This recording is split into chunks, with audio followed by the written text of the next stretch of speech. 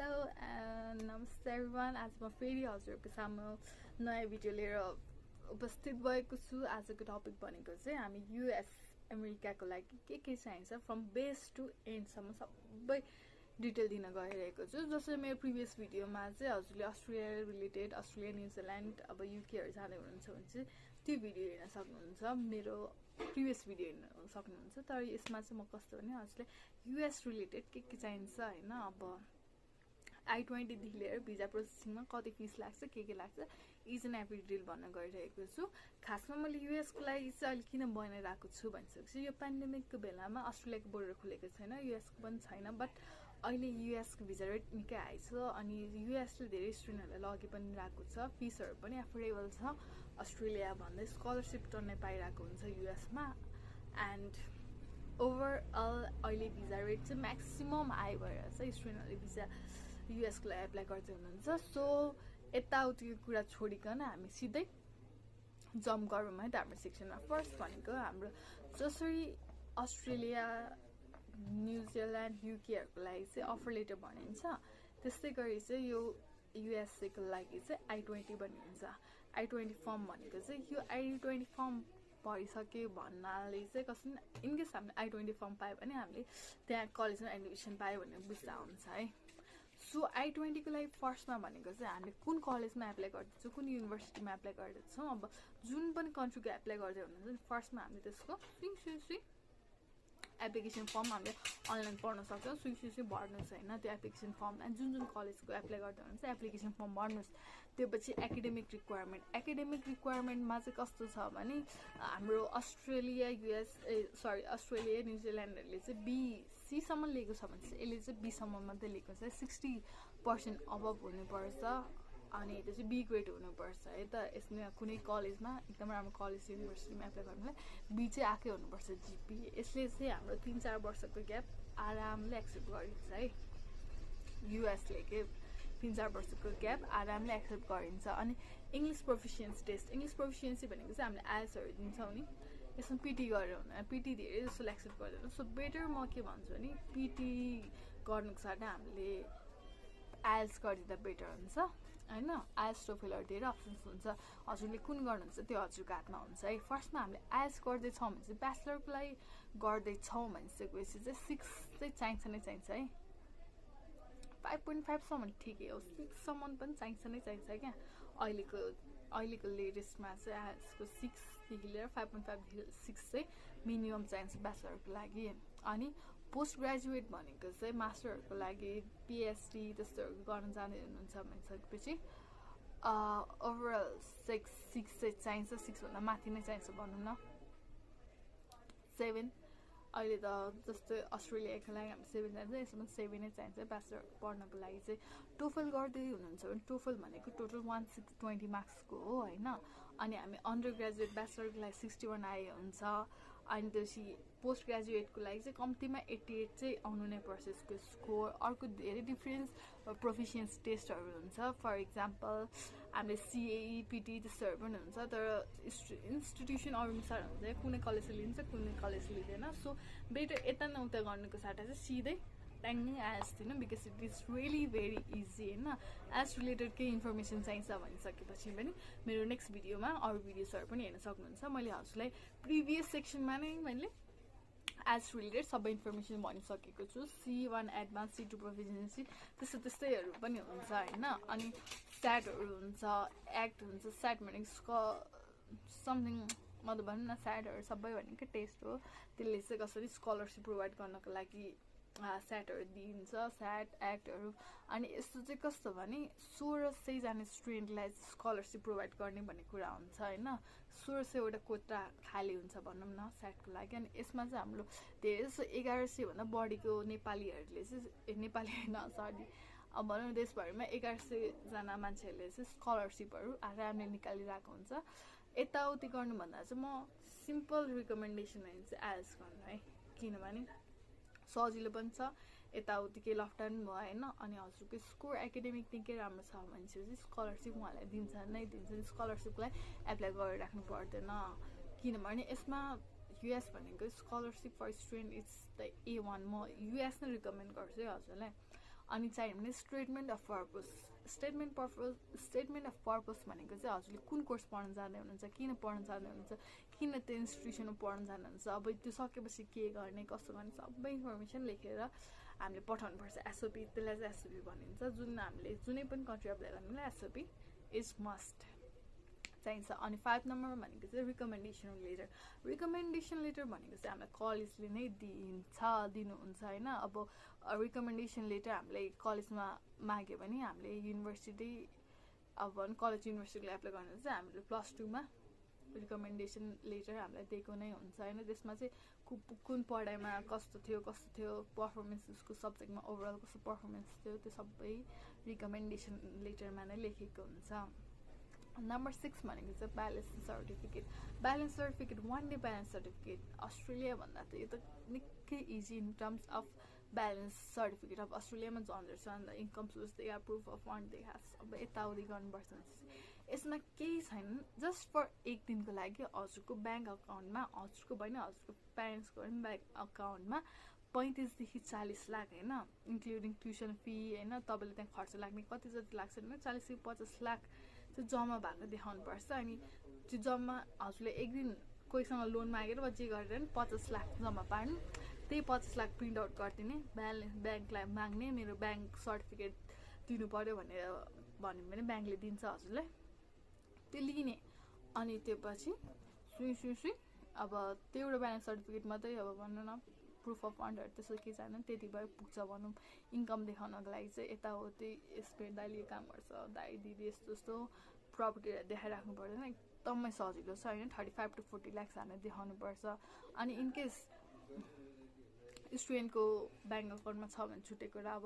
धेरै जस्तो प्यारेन्ट्सको अकाउन्टमा हुन्छ नि त होइन। सो त्यसमा चाहिँ कस्तो भने हजुरले एउटा रिटर्न स्टेटमेन्ट पनि दिनु पर्छ होइन, उहाँको प्यारेन्ट्सले होइन। मेरो छोराछोरीकै हो त्यो पैसा, मेरो छोराछोरीलाई नै युज हुने हो, मेरो त्यो छोरी जाँदैछ बाहिर, त्यसको लागि नै हो यो पैसा भनेर एउटा रिटर्न स्टेटमेन्ट बनाइदिनुपर्छ भनौँ, यसलाई ब्याङ्क सर्टिफिकेट भनिन्छ होइन। अनि त्यसपछि हामीले त्यति भएपछि होइन अन्डर ग्रेजुएट ब्याचलरको लागि हामीले सबै डकुमेन्ट्सहरू स्क्यान गरेर ओरेर पठाउँछौँ। अब भनौँ कुन पर्टिकुलर युनिभर्सिटी हजुरले धेरैवटा युनिभर्सिटीको लागि हामीले मतलब भनौँ न कुन पढ्ने हो त्यसमा पठाउने, अन्डर ग्रेजुएट स्क्यान गरेर पठाउने। पोस्ट ग्रेजुएटमा चाहिँ पहिलातिर कस्तो हुन्थ्यो भने होइन सबै जुन डकुमेन्ट्सहरू हुन्छ नि नोटराइज गरेर त्यसलाई कुरियर गरेर पठाउनु पर्थ्यो क्या, डिएसएलबाट केबाट होइन कुरियर गरेर नै पठाइन्थ्यो, किनभने फेक हो कि रियल हो भन्ने थाहा हुन्न नि त।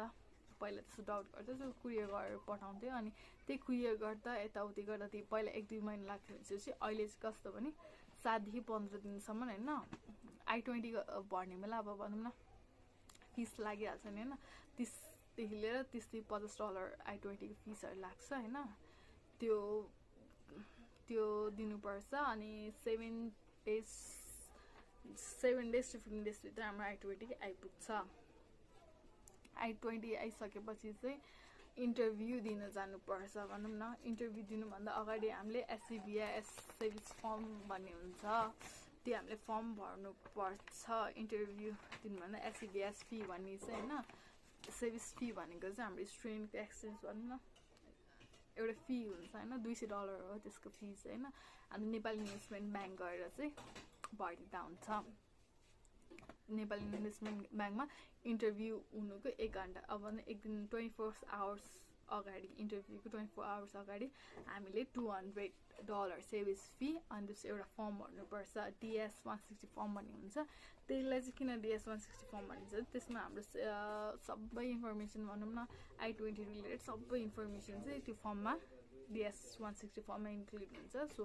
त्यो फर्म भर्ने बेला पनि हामीले पेमेन्ट गर्नुपर्ने $160 पेमेन्ट गर्नुपर्छ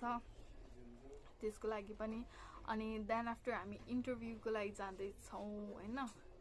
इन्टरभ्यूको लागि जाँदैछौँ भनेपछि त्यो प्रिन्टेड DS-160 फर्म जुन 160 फर्म हामीले भरेको थियो अनलाइन फर्म भर्ने हो त्यो होइन, सुई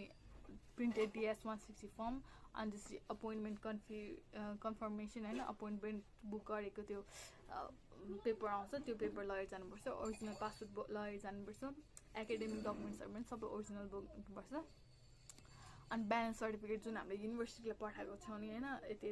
1 डे ब्यालेन्स सर्टिफिकेट भनौँ न, त्यो पनि हामीले पठाउनु पर्छ अनि त्यसपछि $200 चाहिँ हातमा बोकेर जानु 200 कति डलर लिन्छ हैन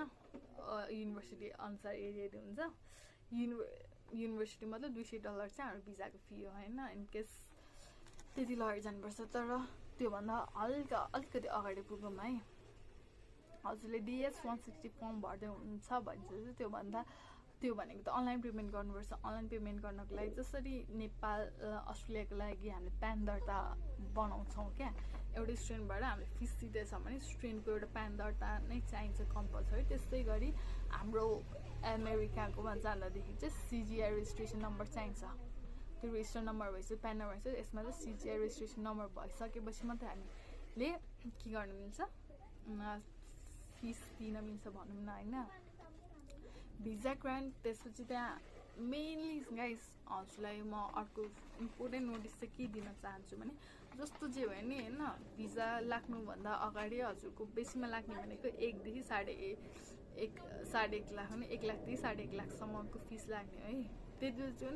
कस्तो भने भिजा लाग्नुभन्दा अगाडि हैन अनि इन्टरभ्यूमा चाहिँ हजुरलाई कस्तो क्वेसन सोधिन्छ भने why are you applying such हैन अब किन एप्लाई गरिरहेको छ कुन वाइ नट नेपाल हैन नेपालमा किन गरिराख्नु भएको छैन एजुकेसनदेखि लिएर फाइनेन्सियल कन्डिसन सबै सोधिन्छ अनि वाट एभर द रिजल्ट हजुरको एकाडेमिक जस्तो आओस् टफेल जस्तो आओस् पिटीमा जस्तो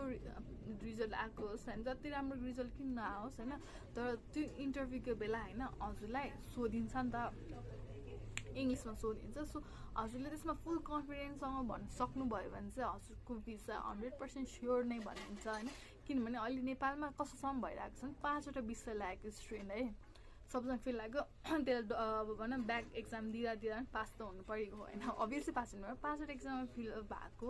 अझ आजमा 5.5 लाखको होइन 5 लाखको त्यस्तो स्टुडेन्टहरूको पनि भिसा लाग्नेको कारण चाहिँ किन भनेपछि they are confident with their answer क्या उहाँहरू कन्फिडेन्ट हुनुहुन्छ क्या त्यहाँ गएर के सोद्धादेखि के भन्ने कसो गर्ने they are confident with their answer that's why म के भन्छु भने कन्फिडेन्स चाहिँ 100% हुनुपर्छ हजुरको आइएसहरूले केही म्याटर गर्ने होइन यो कन्फिडेन्ट डज म्याटर क्या हजुरको भिसा लाग्नु र नलाग्नुमा हजुरको कन्फिडेन्ट म्याटर गर्छ सो गाइज पुरै कन्फिडेन्ट भएर होइन वाट एभर इट कम्स होइन रिप्लाईको लागि चाहिँ रेडी हुनुपर्छ है त सो त्यति बेला नै हजुरलाई डिटरमाइन गर्छ $200 चाहिँ सरी $200 चाहिँ किन बोक्नु भनेको त्यो भनेको चाहिँ भिजा चार्ज चाहिँ भिजा फी भनौँ न अब भिजा लागेको छ भने चाहिँ होइन लाग्छ भनेपछि त्यहाँबाट नै युनिभर्सिटी अब भनौँ त्यहाँ हामी गएको छ भनेपछि चाहिँ हाम्रो पासपोर्ट होल्ड गर्न राख्छ होइन उहाँहरूले पासपोर्ट लान्छ होइन अनि लान्छ अनि 2-3 दिनमा होइन नेपाल युनिभर्सिटीमा कुन ब्याङ्कबाट होइन हामीले भनौँ त्यहाँ उहाँहरूले भन्नु नै हुन्छ होइन त्यो ब्याङ्कमा गएर लिने होइन विथ भिजा आएको हुन्छ कि हजुरको भिजा ग्रान्ट भएको छ भनेर भनिन्छ अनि अर्को भनेको चाहिँ भिजा लागेन भने चाहिँ त्यति बेला नै हजुरको पासपोर्ट दिएर पठाउँछ है अनि त्यो पछि भिजा लागेर सो ओभरअल होइन हाम्रो भिसा लाग्नुभन्दा अगाडिदेखि चाहिँ 1 देखि होइन 1.5 लाखसम्म चाहिँ आरामले दिइन्छ होइन अनि भिसा लागेको पनि त्यति बेला नि थाहा हुन्छ भिसा लागेन भने हजुरलाई त्यही प्रिन्टेड स्टेटमेन्ट रिफ्युजल लिएर दिएर पठाइदिन्छ सो यति भरमा हेर्नुपर्दा चाहिँ हाम्रो कन्फिडेन्ट म्याटर गर्छ युएसको लागि एप्लाई गर्ने हो भने चाहिँ कन्फिडेन्ट डज म्याटर अनि उता भनेको चाहिँ स्कलरसिप अस्ट्रेलिया भन्दा स्कलरसिप एकदमै हाई छ है स्कलरसिप धेरै नै दिन्छ अनि जस्ट यसको डलरको भाउ महँगो भन्ने मात्रै हो किनभने अब नेपालबाट पनि अब पैसा लाग्ने हो भनिसकेपछि होइन अब 1-2 लाखले पनि पुग्दैन भनौँ न जस्ट बिकज त्यसको डलरको भाउ बढी भएर चाहिँ हो अरू देशभन्दा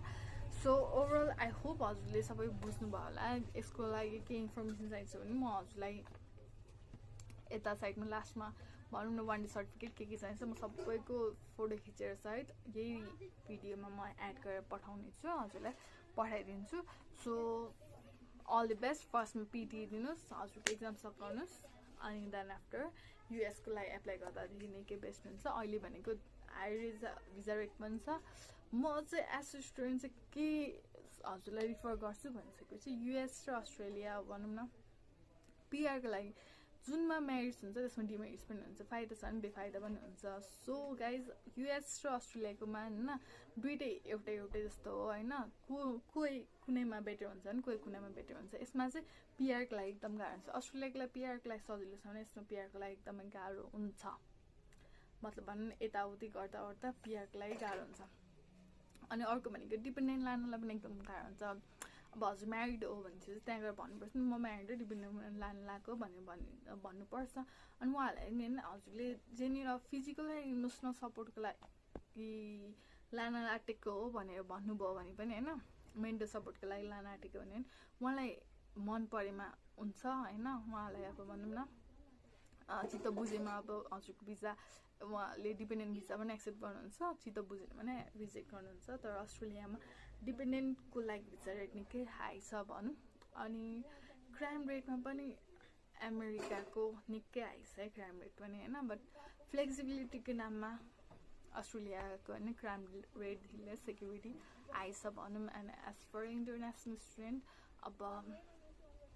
it's totally up to you होइन हजुरले कुन लिनुहुन्छ कसले लिनुहुन्छ हजुरको आफन्त छ के छ कसो छ त्यो म्याटर गर्दैन बट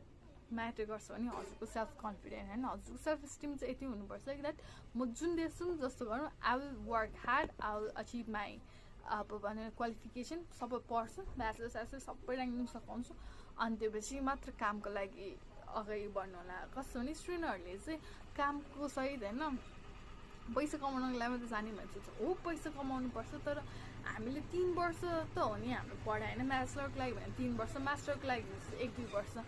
त्यो 3 वर्षसम्म होइन बरु हामीले मेहनत गरेर काम गर्दै पढिरहेको छौँ भनिसकेपछि त हामी 3 वर्षपछि त हामीले कुनै नयाँ राम्रो पोस्टमा त काम पाउँछ नि त जस्तो आइटी गर्न जान्छ हामीले एउटा अफिसरको रूपमा काम गर्न सक्छौँ नर्स पढ्नु जाँदैछौँ हामी एज अ नर्स भएर काम गर्न सकिरहेको हुन्छ नि त तर के गर्छन् भने धेरै जसोले त्यही एउटा कलेज पढ्यो अर्को कलेजबाट छोड्दै अर्को कलेजमा जाने गर्छन् द्याट्स रियली भेरी ब्याड है 3 वर्षसम्म त्यस्तो झुल्नुभन्दा होइन लाइफ टाइम अब 3 वर्ष सकाउने अनि त्यसकै भनौँ क्वालिफिकेसन होइन आफ्नो होल्ड हुन्छ न मसँग यति सर्टिफिकेट छ भने त हुन्छ अब स्टुडेन्टहरूले चाहिँ कस्तो भने एभ्री डे त्यसरी नै झुलिरहेको हुन्छ अब यता भएन यता काम गर्छ अनि नमर्नु जेलसम्म पनि उहाँहरूले अब यहाँ फर्स्टमा काम पाउनु भनेको चाहिँ फर्स्टमा भने क्लिनिङ त्यस्तो त हो नि होइन फुड पिकअप गर्ने यतापट्टि सेल्स अब भनौँ न सेल्स गर्ने त्यस्तो काम हुन्छ 3 वर्षसम्म त ल सानो काम गर ठिक छ होइन बट 3 वर्षपछिको लाइफ त हाम्रो सेटल हुन्छ नि सो म त्यो कन्सेप्टमा चाहिँ हजुरलाई के भन्न चाहन्छु भने हामी बाहिर जान कमाउनलाई पनि हो बट कमाउनु साथसाथै हजुरले फिस तिरेर 3 वर्षसम्म राम्रोसँग पढ्नु भयो भने हजुरको international qualification international qualification is really very a big deal क्या हजुरको क्वालिफिकेसन छ भने अभियसली हजुरले काम राम्रोसँग पाउनुहुन्छ हजुरको लाइफ सेटल हुन्छ फ्यामिली लान पाउनुहुन्छ सबै गर्न पाउनुहुन्छ so think before you take any decision है 100 चोटि चाहिँ सोच्नु होला म त्यति नै भन्छु so guys thank you for watching my videos please stay tune and see you in the next video by